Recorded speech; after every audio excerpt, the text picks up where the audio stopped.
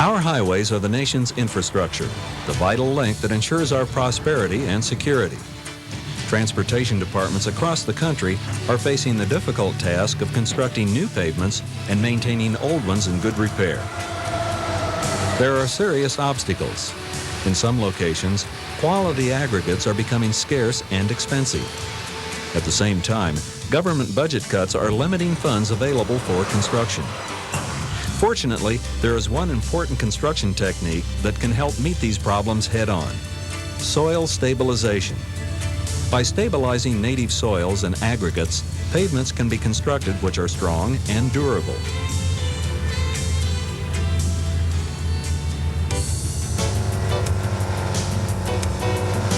Stabilization can dramatically improve the physical and mechanical properties of weak soils and marginal materials used throughout the pavement structure. It can reduce the thickness requirements of pavement and even provide a better working platform for construction. To plan a soil stabilization project, engineers first must decide on stabilization objectives. There are three main objectives. First, to make construction easier and more effective. Second, to modify the subgrade. And third, to add strength and durability to the pavement. In the first case, stabilization is useful to expedite construction, particularly in springtime, when water saturation of soil is high and vehicles tend to bog down. By using stabilization techniques, a working table can be created which shows improved resistance to deformation, greater load carrying capacity, and shear strength. Construction becomes easier, faster, and more economical, while a better quality pavement is constructed. In the second case, soil stabilization can be used to modify the subgrade. Medium to fine-grained soils are typically weak and highly plastic. Proper stabilization decreases plasticity, increases workability, and creates a more suitable subgrade material. And in the third case, stabilization can be used to add strength and durability to the pavement structure. Otherwise substandard materials can be upgraded to provide very economical paving materials of sub-base and base course quality. Once construction objectives are clear, a stabilizing additive can be chosen. There are four major additives commonly used: lime, lime-flyash, cement, and bituminous stabilizers and others such as calcium chloride in various combinations. The choice depends heavily on the physical and chemical makeup of the material that requires stabilization. No one additive is capable of economically stabilizing all soils and aggregates. There are two ways a stabilizer can work: an active stabilizer, which combines chemically with certain chemicals or minerals in the soil, changing structure to produce a stabilizing effect. Inert or passive stabilizers, which combine only mechanically with the soil, but may react within themselves to stabilize and hold the particles together. Of the stabilizers mentioned, lime is an active stabilizer. When combined with fine-grained plastic soils, lime may initiate several chemical reactions: cation exchange, flocculation agglomeration, and a pozzolanic reaction. Cation exchange and flocculation agglomeration take place almost as soon as the lime is mixed with a fine-grained clay-based soil. During cation exchange, exchangeable cations in the clay molecules are replaced by calcium cations from the lime. The action of these calcium ions causes flocculation agglomeration. During this action, the fine-grained clay soils gather together into larger-sized aggregates, which resemble a house of cards. The results of these two reactions are reduced plasticity, increased workability, and some increase in uncured strength and deformation properties. When the lime elevates the soil pH, it dissolves silica from the soil that reacts with calcium from the lime. The formation of hydrated calcium silicates causes a cementing of the soil, increasing its strength. The ancient Appian way was constructed with pozzolanic materials, and the effect of the gradual pozzolanic reaction, occurring continuously over long periods of time, has provided it long-term strength and durability. Careful stockpiling of lime and minimum exposure to the atmosphere during mixing helps prevent carbonation, which reduces the reactivity of the lime. Properly executed, lime stabilization decreases plasticity, improves workability, and reduces swell potential while increasing strength and elasticity. Soils most suited for stabilization with lime are finely grained soils with a minimum of 10% clay and a plasticity index greater than 10. Lime treatment of less plastic, silty soils has been somewhat beneficial, but stabilization of organic soils may be ineffective with normal lime contents. Limes used for stabilization are oxides and hydroxides of calcium and magnesium, not carbonates, like limestone or agricultural lime. High calcium limes, dolomitic limes, and limes obtained from the manufacture of acetylene gas have proven to be satisfactory. And both quicklime and hydrated types can be applied dry or in slurry form. The ultimate choice often is dictated by budget or safety concerns. Under normal field construction conditions, 2 to 3% lime to dry weight of soil is the minimum quantity that can be effectively distributed. With fine-grained soils, 3 to 7% is more common. Final mixture design amounts must be determined based on laboratory testing. An additive with both active and passive properties is the combination of lime and fly ash. This stabilizer is used for constructing bases and sub-bases in a full range of pavements, including heavy-duty airport pavements. Fly ash is a fine residue which results from the burning of coal. It is collected from flue gases. In combination with lime, it can function as a fine material to fill air voids in natural or blended aggregate systems. Its main quality for stabilization, however, is its innate cementing action through the pozzolanic reaction. By itself, most fly ash demonstrates little or no cementing action. But fly ash contains silica and alumina, which react chemically with lime to create a cement that binds a soil or aggregate together in a pozzolanic reaction. The result of lime fly ash stabilization is increased strength and durability in an aggregate material. Strength will continue to intensify in these materials for as long as there is lime, fly ash, and water left to react. This prolonged reaction gives lime fly ash stabilized pavements the ability to re-cement themselves across cracks, a phenomenon known as autogenous healing. This property makes lime fly ash mixtures more resistant to natural elements than many other materials. Coarse-grained materials respond well to treatment with lime fly ash. Aggregates which have been used successfully in lime fly ash mixtures include sands, gravels, crushed stones, and several types of slag. Lime and fly ash treatment can also improve the properties of fine-grained soils such as silts and sands. However, success depends on the soil's mineralogy and fineness. Heavy high pI, clay-based, and highly organic soils should not be treated with lime fly ash. When the proper materials are available, a very thorough mix design must be performed to combine the lime and fly ash in the proper proportions. Because of the variability in fly ash resulting from plant operations, coal sources, and storage methods, the fly ash must first be tested with the lime to determine gradation and reactivity. If the fly ash will not react with the lime, it should not be used. If suitable, the amount of the fly ash is selected to fill the voids in the aggregate and produce maximum density at optimum water content. This density will promote strength and durability in the cured mixture. Next, the lime and fly ash must be proportioned to produce maximum strength through the pozzolanic reaction. This produces a dense matrix of the lime, the fly ash, and the sand-mixed particles.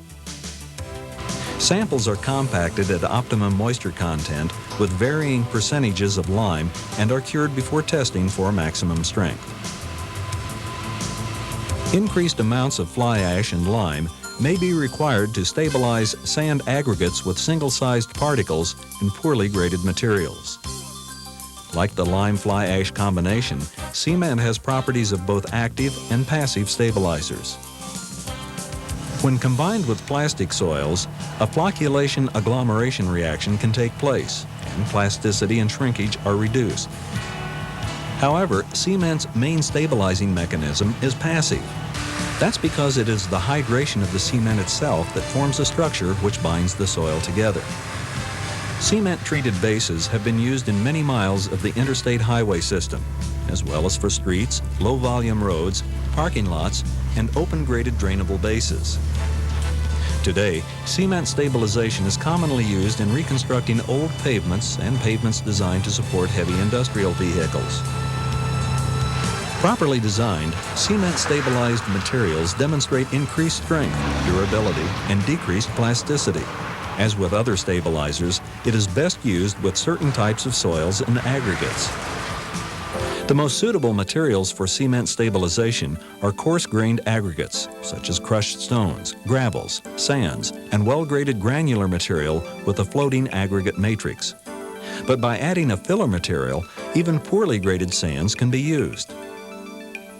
In some cases, medium, moderately fine, and fine-grained materials also can be stabilized adequately with cement, particularly silt and low-plasticity soils. Cement does not work well with soils containing more than 2% organic matter or more than 1% organic carbon, highly plastic or high clay soils, or weathered soils. Portland cement is an energy-rich anhydrous tricalcium silicate with excess lime. The main cementing compound in hydrated Portland cement is calcium silicate hydrate, also called tobermorite.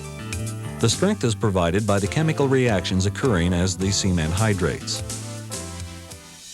Type 1 normal Portland cement and Type 1A air entraining cement were the most widely used cements in the past.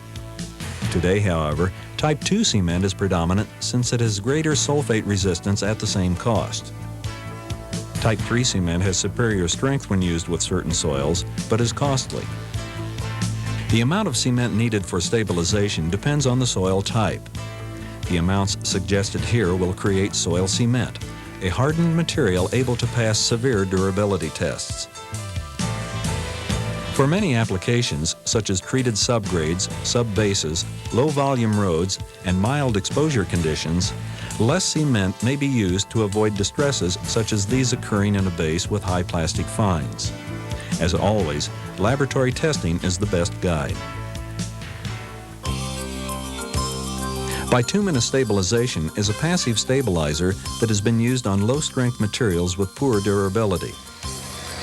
Many miles of low-traffic roads have been constructed and recycled with mixed-in-place asphalt stabilization.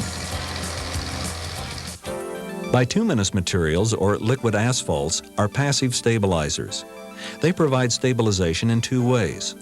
First, as bonding agents, adding strength to coarse-grained materials.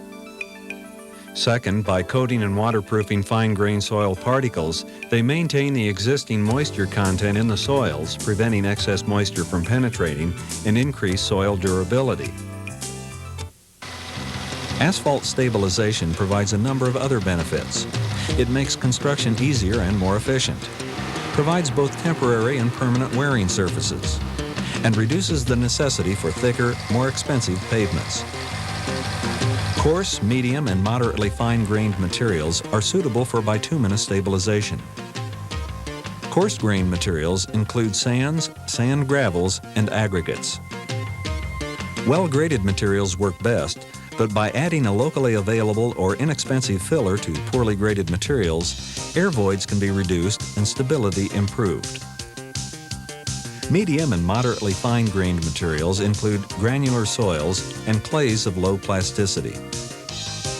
The finer the grain size of the soil, the larger the percentage of asphalt that has to be used to coat all the soil surfaces. Very fine soils cannot be treated economically. The type of bituminous material added to the soil or aggregate also has an impact on the degree of strength attained. There are several types of asphalts commonly used for stabilization. Asphalt cement is a hard, high molecular semi-solid product refined from petroleum. It is a common choice for surface courses and high-quality stabilized base courses. It must be heated to obtain a mixing and spraying consistency. Asphalt cements are normally used in central plants with heated aggregates, while soft asphalt cements have been mixed in place and some hard asphalts are used in foaming operations. Curing takes place as the heat dissipates. Cutback asphalts are combinations of asphalt cement and a petroleum diluent blended to a low-temperature mixing or spraying consistency of several grades. Rapid cure cutbacks are made with a naphtha or gasoline-type solvent, medium cure cutbacks with kerosene-type solvents, and slow cure cutbacks with low-volatility oils. Cutbacks have lost popularity due to air quality, cost, and safety problems. Emulsified asphalts are mixtures of asphalt cement, water, and an emulsifying agent. The type and amount of emulsifier affects the setting characteristics of the mixture. Rapid setting, medium setting, and slow setting emulsions are available. As with cutbacks, when emulsions are used, a drying period must be allowed prior to compaction. This evaporation of the hydrocarbon volatiles and water increases stability. Granular materials treated with hot mix asphalt cement provide higher stabilities than granular materials treated with cutbacks or emulsions.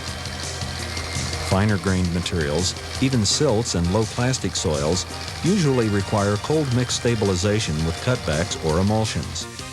The very fine-grained soils are not economically treated with bituminous stabilization. The amount of bituminous stabilizer required will depend on the stabilization objective, the type of soil, and stabilizer. For coarse textured materials, 4 to 10% asphalt is recommended, and for moderately fine textured materials, 4 to 8%. The amounts shown here are typical for all of the stabilizers discussed here. Most areas of the country have local access to the major types of stabilizers. Lime is available in the West, South, Upper Midwest, and Mid-Atlantic states. Fly ash is found in the Great Lakes region and the Southeast. And cement and bituminous materials are found nationwide. As discussed here, there are rules of thumb for using these major stabilizer types and their combinations. Coarse textured materials can be stabilized with cement, bituminous, and lime-flyash stabilizers. They are easiest to use in pulverization, blending, and compaction operations. Medium and moderately fine texture materials can be most readily stabilized with cement, lime, and combinations of cement, lime, and bitumens. Lime-flyash combinations and bituminous stabilizers have also been used on a limited basis. Fine textured materials are stabilized most economically with lime. Cement can also be used in large amounts until plasticity reaches very high ranges. Pulverization and blending operations are difficult with fine textured materials because of their high plasticity and clay content. Lime decreases plasticity and increases workability, making pulverization and mixing operations easier. Along with properly matching the stabilizer with the soil or aggregate, correct construction procedures must be followed, or else costly failures of otherwise properly designed pavements can result. Importantly, the drainage of the completed pavement system must be considered and properly designed to ensure that the long-term performance of the highway will be cost-effective. Properly designed and constructed, stabilized soils and aggregates provide stronger and more durable pavement structures at lower cost than conventional pavements. Soil stabilization can make construction easier, faster, and more effective, while ensuring the quality of our nation's highways into the future.